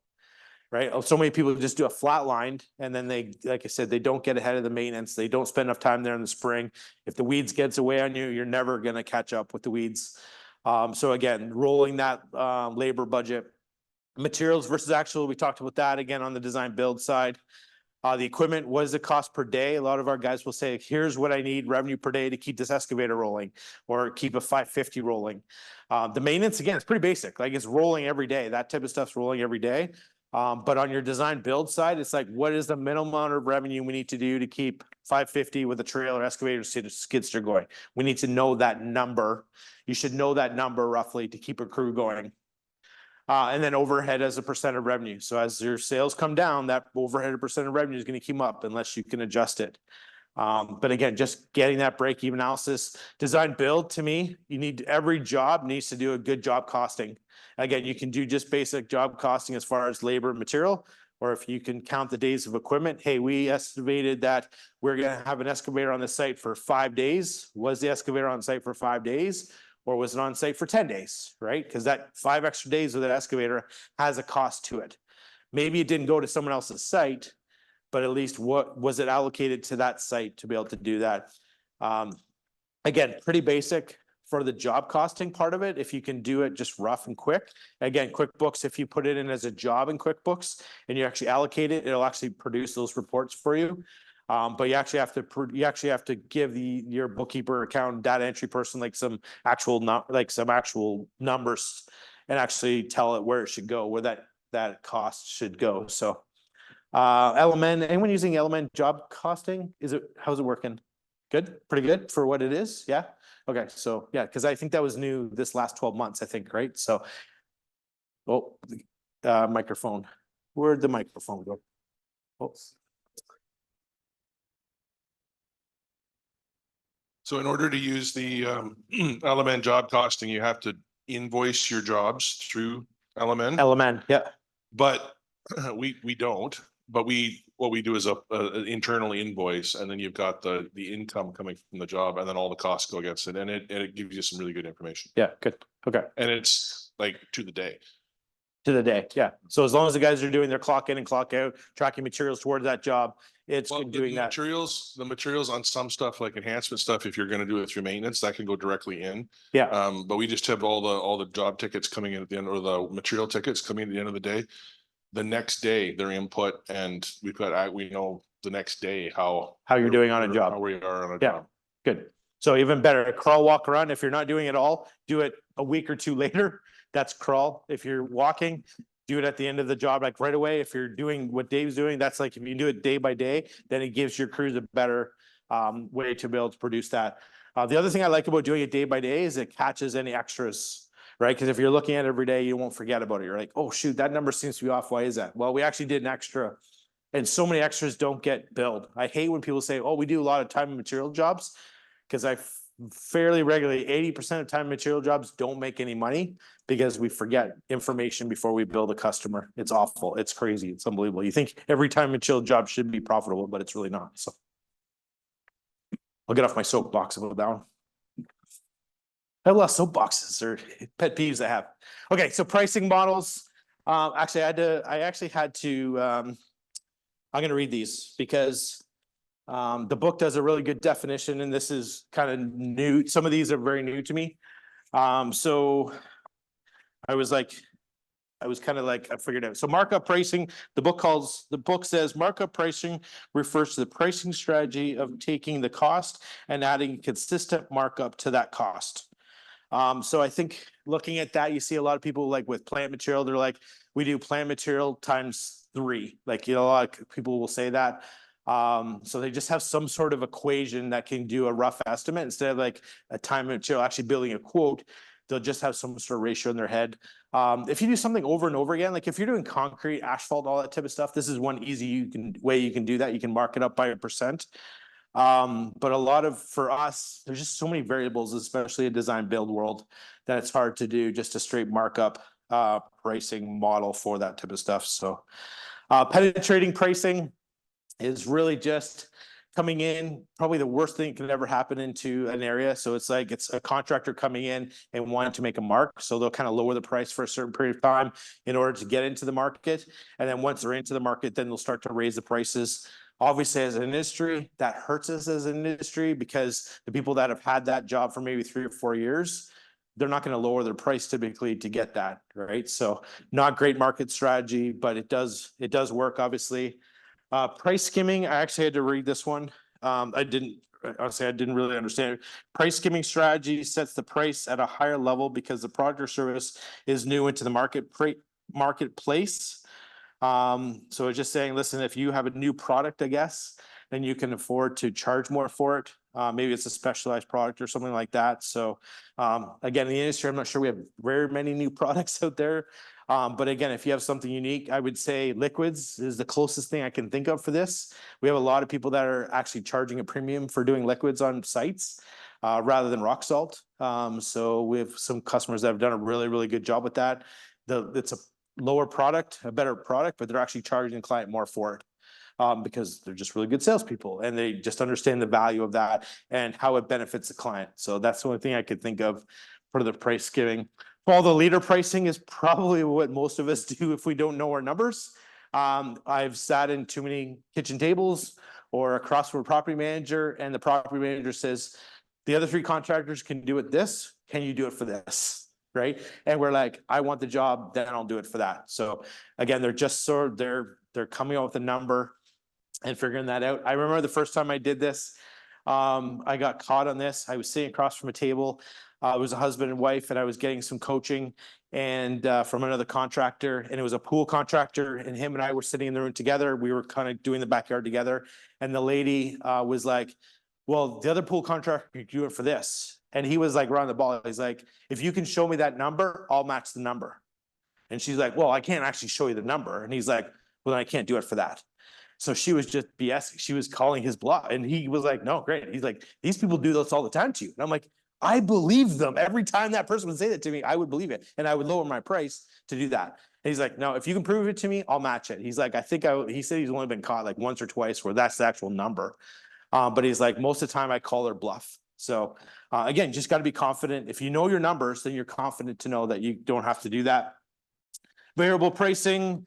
Pricing refers to the strategy of giving price concessions to certain customers. I think we do that with all of our customers. So it's always like, Mrs. Smith has been with us for 10 years. I can't really charge her that new price that I can with my old client. We see that all the time. Especially if you're a founding owner and then you've had all kinds of clients like that. Dave, you probably with your dad, you probably had that pain from your dad, right? Like, great thing about generational business, but people are paying generational prices as well, right? So trying to bring those up is very painful to be able to do that. So we see that all the time, and it's always the owner saying, "Oh, I can't charge them that." I'm like, "Well, you just brand new client, you just charge them that. Why can't the existing client pay the same amount?" So again, we get mentally in our head for these type of things. So, and then what the market will bear. So this is a JPL. Does anyone remember JPL? Jim Plush. If you're older, if you're above 50, remember JPL. But he wrote a book on what the market will bear. So realistically, what it is like, if I can charge X and I'm confident about it and they'll pay that, then they're going to pay that money. Right. So, and again, that's true for our industry as well. Like, and it's really just comes to confidence as a salesperson, knowing your numbers and just be able to wait to walk away from a client and say, this is what it's worth. But I think what the market will bear is you just have to be confident as an owner to sell at that rate. If you're not confident with your numbers, you're not confident how to sell, you'll never be able to do that because you'll be like, I couldn't pay that. I wouldn't pay that for that service. So how can I sell that service to that? And we see that all the time. And I struggle with that as well when I used to do sales, right? I used to do a quote up and I used to look at the final number and I'd be like, man, I wouldn't pay for that. The client's going to freak out. So then I'd start lowering the number, right? I'd be like, well, maybe we can do it for, instead of 50 hours, maybe we can do for 48. Or maybe instead of 20% markup, I'll do 15% markup. So I've given the client the discount before I've even presented the client the number, right? So I mean, they haven't even given any obligations. I've just done it for them already, right? And that was just my perception of what money was to me. Negotiating with yourself. Yes, it's exactly what it is, right? And you're like, man, I feel good about this. And then at that point, I still have to negotiate in front of the client the discounts against my own negotiation, right? They don't know that, right? So, so really, really interesting to do. But the people that do what the market will bear are amazing. We have a couple of clients that do this really, really well. And those are the clients you're just like, how does that person do that? Like, they're almost giving you a blank check and be like, just whatever you think is best, right? And we've all had those clients that will treat us like that. And that just comes with confidence and obviously not screwing them. Like, we still want to give a quality product and stuff like that. But Hey, Grant. yes. If I may, I just want to say the follow, sorry, I'm over Yeah. here now. The follow the leader pricing, I find that's that can be a dangerous game to play. And Yeah. like you were saying, being confident in your numbers and knowing what the job is going to cost. Because I hear it all the time being on the depot side. If somebody's coming in with a way low number that just doesn't make sense, there's often a reason it doesn't make sense, and you can't lower yourself to that standard. Yeah. That's my opinion. You're better off not having that job. Yeah. But that just comes with confidence, right? And that just comes as maturity. You get better at this type of thing, or just way too many scars on my back to say I've done that way too many times. Learn from my scars. Please don't make the same mistakes I did. That's what this whole event is about, is to be able to do this. We've made this mistake. Don't do it. If you're going to end up going backwards on a job, you're better off to just giving everybody the week off. Yeah. So, but then we struggle with, what are my staff going to leave? And again, it's just a head trash that we get to that point. I'm being facetious. Yeah, no, I understand. Yeah. Okay. So accounts receivable, again, again, another soapbox. I'm going to stand on it. Cash is king. again, it is, cash is king. If we run out of money, we can't make payroll. Payroll's the number one thing, right? It seems like we can always make payroll. You know, suppliers, we use suppliers as banks. The one person that we always fall behind on is always with the government, right? Because the government's not calling us every day saying, hey, you haven't submitted your payroll tax or HST or stuff like that. But honestly, this is how we get ourselves in trouble is with not dealing with accounts receivable. So we talked about doing daily, weekly, minimum to go through it. You know, reviewing it. Again, 30, 60, 90, 120 days. Again, there's lots of ways to be able to improve cash flow with your accounts receivable. If you're doing design build, I think we talked early on about doing a deposit. So always trying to be through a design build project, always kind of be the dollars spent is the dollars output that we have as contractors, right? So 10% deposit. When we show up, when the material comes on site, maybe get to 40%. When you get maybe a draw, when there's a pool goes in, the water's in the pool, you get a draw for the pool.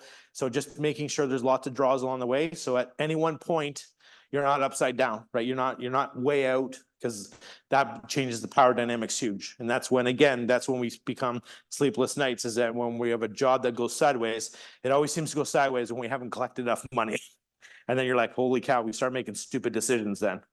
So again, looking at that, 30 days, if you're not billing at the beginning of the month for the services on maintenance contracts, go to that. That's going to become the standard pretty quick. Again, 30, 60, 90, 120 days, anything over 120 days, I would say no more than 20% is collectible. Just start writing it off, be honest. I love when we have people to send an AR list, I'm like 120 days. And then I'm like, the only problem with 120 days, it doesn't show like actually past 120 days. So we had one client that had like up to 3 years. I'm like, 3 years. Do you think you're going to collect the money 3 years ago? No, just write it off. Like at the end of the fiscal year, if you're not going to collect it, just let it go. Because we look at that number like, oh, we owe this, we're going to actually get this much money. And that's not realistic. So just be honest with yourself. If you're not going to collect the money, if you're not going to want to go after it, just write it off. Because we look at that money as far as that's money coming to us, which is not realistic. Pick up the phone. Email does not work. Squeaky wheel gets the grease. Right now, especially because things are going to get tight. That especially if you need to receive some stuff, you got to pick up the phone and call. It's too easy to delete an email, but it's so much harder for someone when you pick up a phone and talk to someone for them to say no. Like I want to get a check, and we're already seeing that the domino effect right now, the slowdown. Especially, so I would say if you're doing a lot of subcontracting work for other contractors, make sure you get paid, right? There's a couple contractors right now that are having a hard time paying their bills. And it's just because of whatever the situation is, but stay on top of that money when it comes to that. But pick up the phone, go visit someone. If you think you're going to collect this money by emailing, it's not going to happen. So just don't waste your time when it comes to that. So make sure you go pick up the phone.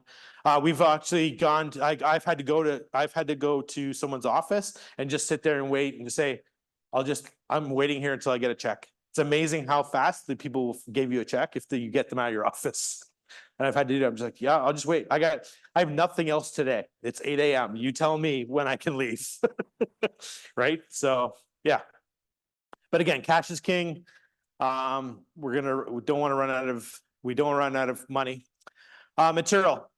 So again, inventory. So I talked a little bit about this early on, but typically this is where we see a lot of businesses do inventory or have inventory. So if you have irrigation supplies, we have an irrigation peer group that we run.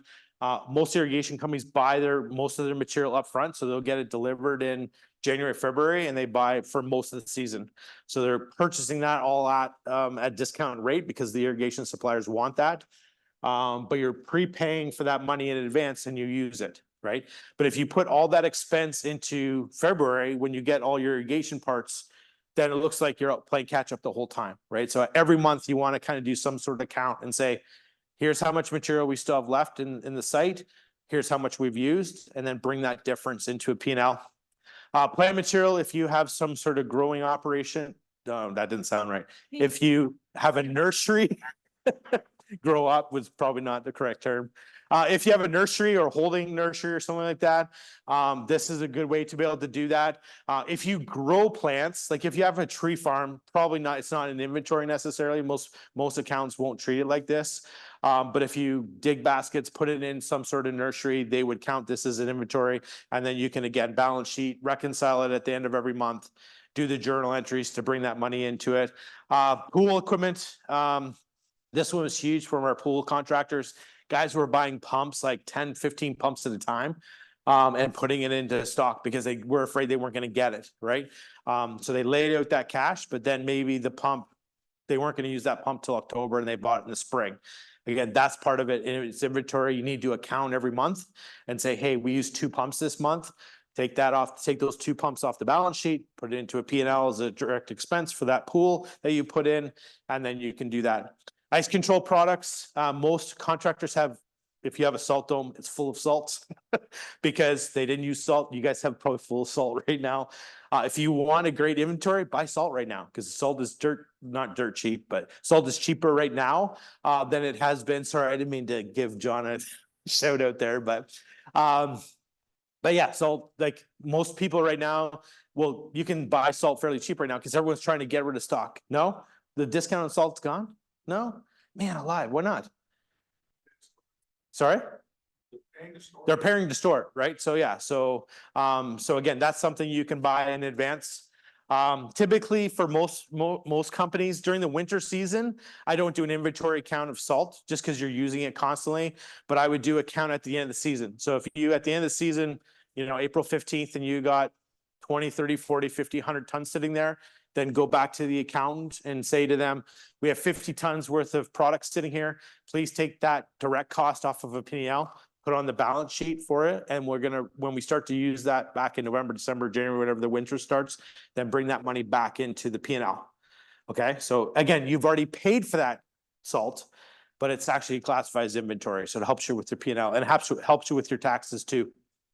Equipment, parts and supplies. So if you have a lot of equipment, so those people that have like a shop, if you have big stuff, then I could do this. If you just have small stuff, I wouldn't worry about it. But we have a couple clients that have big shops and just tons of hydraulic fittings, all that type of stuff. So they kind of put a number on that every month to sit there and say, this is what we did as far as that goes. If they're not buying there. And then any bulk material. So mulch, a lot of people go through mulch. So again, mulch you go through fairly quickly. But if you buy it well in advance or you want it stored, stuff like that, treat mulch like that. And then any the bulk material was like a gravel. If you have bins, if you have a big place for bins to store, you can do that. Topsoil piles, you guys, I don't know, do you guys do an inventory on topsoil every month? Yeah, you guys have tons of topsoil, right? So taking a look at, because that topsoil pile is worth X amount per month. Right, because there's quite a bit of money sitting there. It's brown gold, right? Black gold, right? So to sit there and say, okay, how much topsoil did we sell out the door? Then we can adjust that inventory because you guys would typically buy that in advance, stockpile it, and then sell it for profit. So, so the topsoil pile would be a perfect one to do every month when it comes to that type of stuff. So, again, most of us pretty simple. We don't have a lot of inventory, but again, this is where you want to work with your accountant, bookkeeper, controller, and you're going to have to teach them this stuff. Okay, they're not going to know. They just think it's consumable. As soon as they get a receipt saying it's purchased, they think you're going to actually use it. They're not going to know any different. You have to educate them on how to do that and when you want to bring it in to do. And again, if you say this to them, they're going to love you and they're going to give you a big hug and they'll be like, thank you so much for being an educated contractor. And then you're going to say, hey, I learned it from the Waterloo chapter. Here's a video. Share it, smash that like button. So for those of you who are watching, I always want to say that. Accounts payable, so take advantage of discounts and early payments if you can. If you have the cash, again, this is something you can, instead of paying the government, so when you get to the end of tax season, you always heard people like farmers, we always make fun of farmers, right? Because you get to the end of tax season and they're like, oh, you need to go buy a tractor. So they're going to John Deere and buying a $500,000 tractor. You're like, what do you need a $500,000 tractor for? And they're like, well, if I don't buy it, then I lose the money to the government. So these guys are always buying big tractors. There's no money in farming, by the way, just so you know. That's what they say. So take advantage of discounts, early payment programs. Again, irrigation, there's tons of that type of stuff in irrigation. If you buy before a certain point, get it delivered, they give you tons of discount on irrigation parts. Review suppliers' invoices for accuracy. Again, You have to go through this, like, it just like line by line, you have to go through it. Take the time to do it. If you do that, you pay someone to do it, you will pay for their, let's say they take 10 hours of time to go through the line by line, you will get that 10 hours back, I guarantee it, in dollars. They'll pay for their hourly rate in doing that type of stuff. But we see that as a cost. Who's gonna do that? Trust me, you're gonna find it, so. Accounts payable, again, T&M jobs are awful. I didn't know where to put this. It kind of fits here, quite doesn't quite fit there, but T&M jobs are awful. Most people do not make any money on T&M jobs because we don't track the receipts properly. Especially when we're using subcontractors. Subcontractors the worst for getting receipts in. So like they're 3 months later and you've already invoiced the job and you're like, oh shoot, we forgot about the gas fitter. You can't go back to the client after you've already sent them the invoice, so you swallow that gas fitter invoice when it shouldn't have happened. So again, accounts payable is really, really important to be able to do, and just keep on track of it. Again, it just manage your cash flow when it comes to those type of things. Growth, so growth eats cash.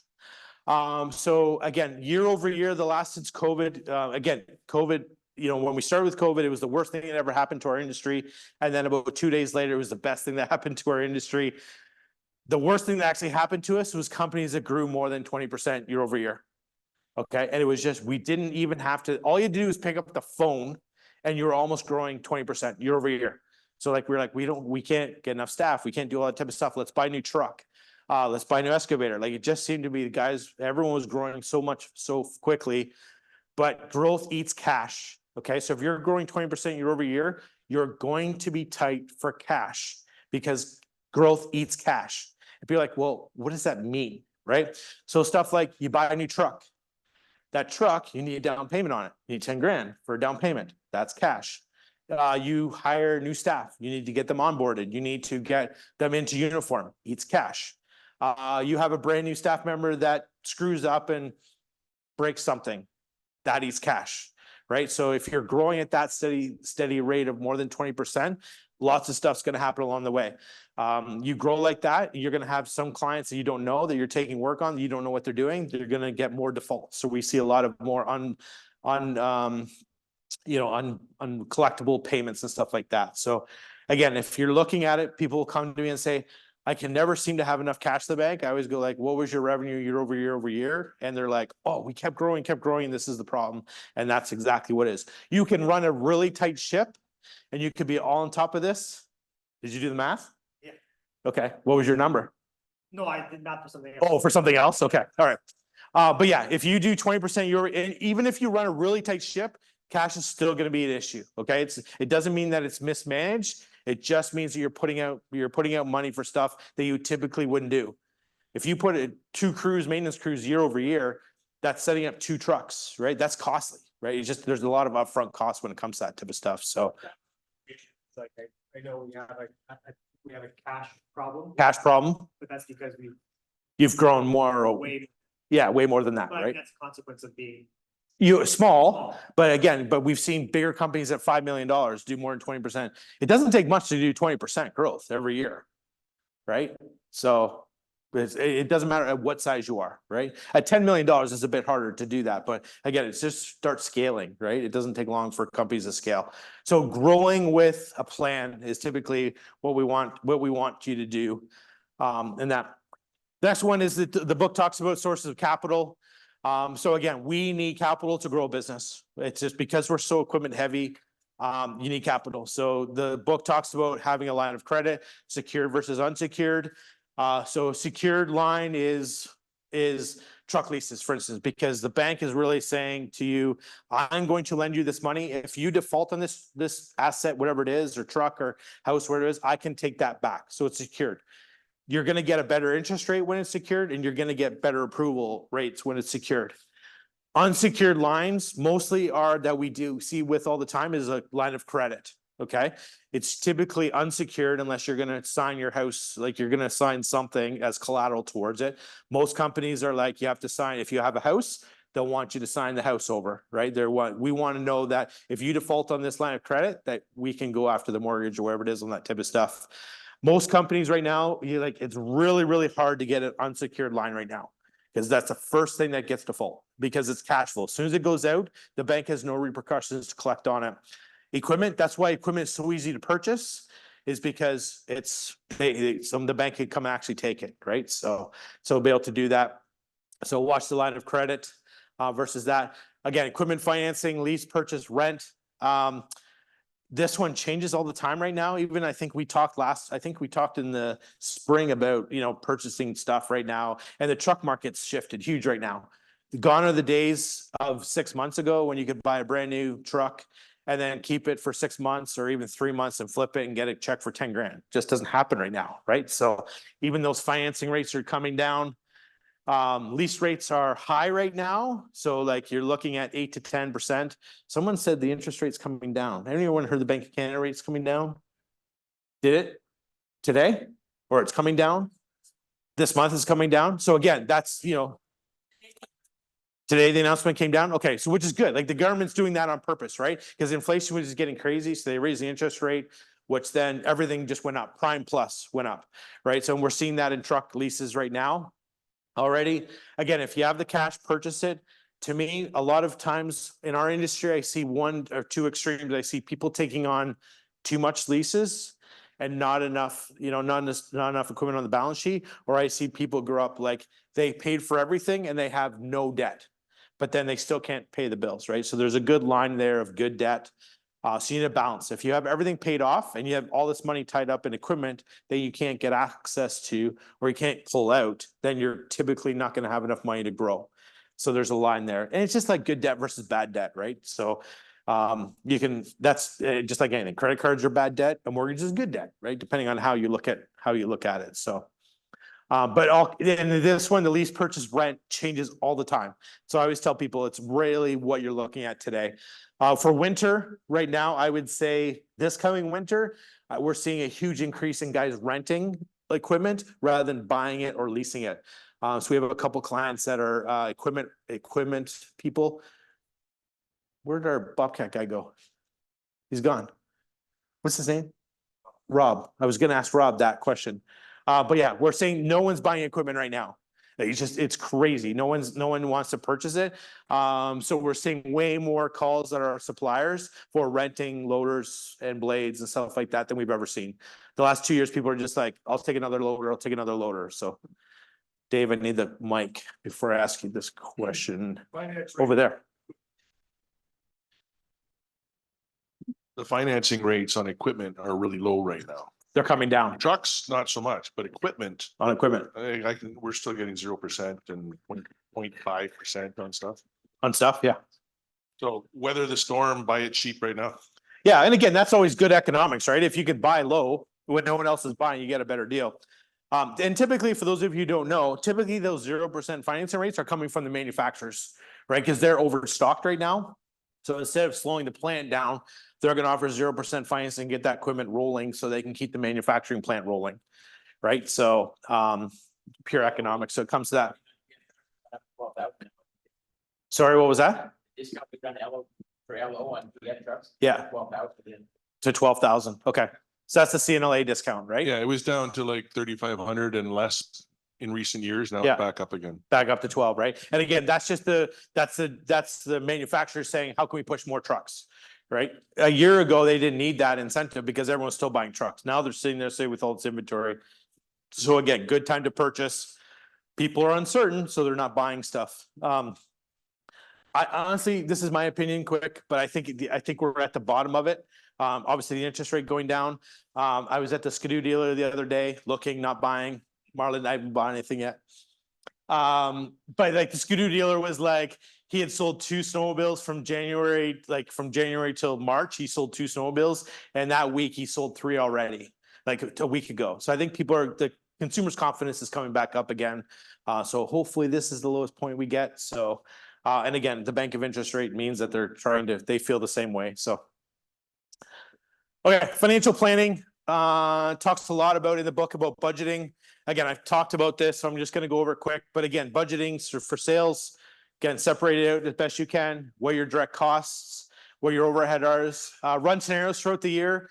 So again, if you think for next coming year, so if you're talking about the green season for 2025 coming up, run 2 or 3 different scenarios, right? If I want to run design build, you ran 3 crews this year. I would run a scenario for 3 crews and I would run a scenario for 2 crews or maybe even 1 crew, right? To see what you can do. What's the sweet spot for us to make money? If I was to design build right now, I would not, if you ran 3 crews this year, I would stick with 3 crews. I wouldn't, unless you have some sort of big project you're doing, I would keep the same amount of crews going. Compared to actual, again, budget versus actual, we controlled that. We talked about controlling spending and then get some good cash flow projections. We've talked quite a bit about that. Other revenue that the book talks about is equipment. So again, as flipping equipment goes, this is the one thing that I think I've shared this with you in the past. Those who've been with me is that, I grew up that equipment, every piece of equipment, every truck, every vehicle you had depreciated as soon as it drives off the lot. That's not true anymore. Again, the equipment's still doing really, really well. We have a couple businesses that we work with that they don't make any money on the operations side of it. So they break even on the operations side, but they make money on the equipment side. So they're actually playing a whole different game in winter than most of us are. So they're just in the world of flipping equipment and buying equipment. They just happen to plow snow with that equipment at the same time. Right. So he's like, if I can break even in my snow business, that's great. But I just know that this is where my money is making with the equipment side. Property is obviously a great investment to make revenue from. So if you own a piece of property, you can be the renter. So like you own it, you're the tenant, but you're also the landowner, right? So that's something you can easily do if you have it separated out. Buy the piece of property on another, not on the set up another corporation. We've talked about that in the past. And then any reoccurring revenue you might have that can come in there. I couldn't think of an example of reoccurring revenue that's not operational reoccurring revenue. But the book talks about it. So I couldn't think of anything that as far as examples of other reoccurring revenue. Maybe there's something in the States that they can think of, but I don't have an example for that one. Sorry. Risk management. So again, buying life insurance, disability insurance, making sure you can buy some proper snow insurance, making sure you get vehicle insurance and bonding. I think we had a good talk. The last one we did was a lot of this liability stuff. Making sure, again, life insurance, if you have a business partner, making sure you have a business partner, both of you have a policy against each other.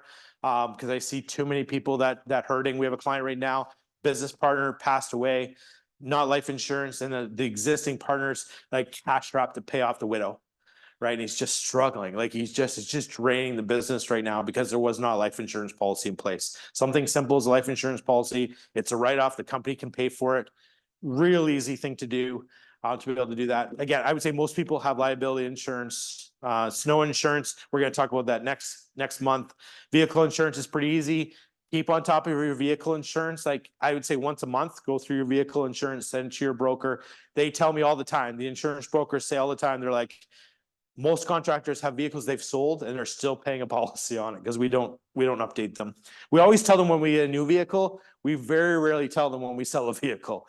They're fine with, they're not gonna go through the policy because they're still charging you for that vehicle, but it's money going out. And then if you do bonding, there's a whole thing on bonding. So again, if you're looking at bigger projects, then bonding is important. Working with your financial institution. So again, this is probably, again, the scar on my back was I never worked with my bank well enough, and I probably still don't do it today. So going to the bank when you don't need money is the most important time you need to build that bank relationship. If you're going to the bank when you need money, you're already too late. As soon as they smell blood in the water, as soon as they smell desperation, they don't want to lend you that money. When you don't need the money, all of a sudden they're like, oh, how about this? Do you want another credit card? Do you want a credit limit? All that type of stuff. But so it's just, again, looking at it. And they talk about the 5 C's of credit. So what's your character? Do they know you? Do you have a relationship with them? Do you have a past history of it? Do you have capacity to take this money? Like we always say for us on a line of credit, you always kind of want 10% of your top line sales as a line of credit. So if you're looking for a ratio, 10%. So if you do $2 million, 10% of that, kind of you need that line of credit to be able to do that. So that's the capacity side of it. Do you have the capital to back that up? Do you have some sort of, again, security to go against that type of thing? What are the current conditions? So right now, the conditions are not good for people lending money, right? There's more default. People are, there's just this unease in the current condition. So the banks are more apt to not lend money. And then do you have the collateral to be able to do it? Relationship with the banker. The best advice I ever got was have your banker come and drive around with you for the day. If you don't know your banker, if you don't know who your banker is, find that person, which is really, really hard. We love RBC.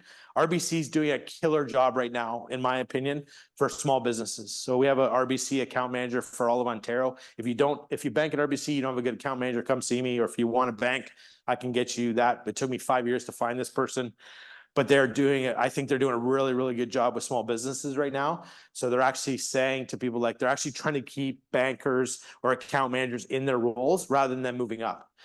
It was kind of like, it was like this role. It was like every time you go to see your banker, they moved up another level and then they moved up another level. So RBC is doing a really good job to keep people in a role, to keep that relationship going there. So if you do not know the name of your banker, find out who's your account manager, and then get a relationship with them. Invite them out for the day. Hey, come to my yard at 7 o'clock in the morning. If you have a really good bank manager, they'll show up at 7 o'clock. If you have a good bank manager, they're like, well, how about 10 o'clock? And you're like, I need a new bank manager because you don't understand my business. So get the relationship with your banker. It's really, really important to do it. When you need them and you have a relationship with them, they will go to bat for you. It still comes down to they have to make a story for you to the lending institution. They're typically not the person making the decision on your behalf, but they can be a huge advocate for you to be able to do that. But they don't know you, don't know your business. They're not going to be a good advocate for you for that money when you need it the most. Bookkeeper versus controller versus accountant. Again, to me, crawl, walk, run, depending on the size of your business. A bookkeeper is typically someone who is not a CPA. Maybe it could be just basically your spouse. Like my wife does all our bookkeeping for us. It could be an aunt, it could be an uncle, someone who just has a relationship. Typically, they don't have a lot of schooling as a bookkeeper, but they're going through the school. So typically, data entry person, they're not really that forward. They're just recording stuff. They're just putting stuff, they're taking a number and putting it into some sort of software program for you, right? That's what they do. If they do that for you really, really well, maybe they'll do the reconciliations for you every month, but that's typically a bookkeeper. The controller is typically someone who's thinking ahead for you. They're data analysts. They don't want to do the data stuff. They're taking the information that's already been put into the system and they're actually helping you. They're doing cash flow projections for you, budgets for you, long-term strategy for you. Telling you, hey, listen, here's a better way. I went and shopped your insurance for you. I can save you 10% if you do this type of stuff. So the controller is doing more proactive work with you. The bookkeeper typically is doing that. They're just recording history and just trying to get as accurate as they can. And then your accountant is someone, again, you need that relationship with your accountant. Your accountant's the one that you're going to take your year-end books to them. And you need a really good tax accountant. Okay. So to me, for years, we used the same account that my mom and dad used that I was doing. That account was doing my books when I was in high school, when I was making 12 grand. It was the same account that we were doing with the business. Worst mistake we ever made because he was a generalist. He didn't know small business. He had a million other people he was doing with. Actually, at the end, when I finally asked him, he specialized in residential, like families. That's what he loved to do. He loved to do generation after generation families. He didn't do small business, but he felt that he owed me to just allow to do it. But he had no idea what the landscape business was. So if you don't have an accountant that doesn't do trades or understand your business, you need to find a new accountant to be able to do that because they're going to save you a bunch of money for that doing stuff. So again, all those three, every part of your business, as your business grows, you're going to have to move up. Okay. And we see this all the time. That we're always a business at $5 million still has their same bookkeeper and they're struggling and it's actually choking them by the bookkeeper still doing the books. Okay. So as you grow, you're going to have to understand that we're going to grow out of a bookkeeper. Then we need a controller and then you're going to need maybe a CPA or something like that. But as the business grows, you're going to need you're going to need different people along the way. And honestly, a lot of times those bookkeepers into controllers, they can't grow with the business. Okay. But we feel a sense of loyalty. And again, it just becomes really, really bad. And then it becomes a bottleneck and becomes frustration to be able to do that. So the last one, just some resources for you before I let you go or before we do some more questions. Some resources that are there. So Profit Works, if you've never read this book before, it's a great book to do any profit sharing. That's real simple to do. Probably the best one I've ever seen for how to do a profit sharing. Traction, by Gina Wickman is a good EOS system. So it gets you into weekly, monthly, quarterly goals, start measuring, revenue, costs, all that type of stuff on a normal ratio. The one that's hiding there is the Jim Palouche book, What the Market Will Bear.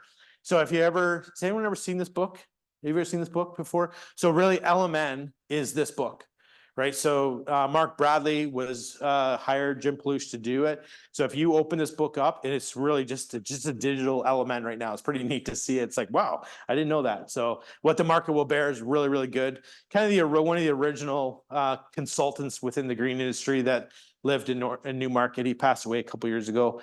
Profit First for Contractors, anything Profit First for Contractors or anything like this by Sean is amazing. So it teaches you, most of us, and I'm still guilty about this, is teaching you wait for profit to the very end. So make sure you divvy up everyone's money and then whatever's left over is the profit. Sean actually teaches you the other way. So it's actually like Dave Ramsey type of thing. So it's like put the profit in an account, then pay the government, then pay suppliers, and then go from that. So you put a plan. Yep. It's not Jim Palouche, it's JP LaMarche. JP Lamar, sorry. Jim Palouche, different one. Jim Yeah, Palouche sorry, is in the JPL, States. sorry, Jim Palouche. Yeah. I've heard both of them. I read Yeah. both their books, so. Yeah, sorry, that was good.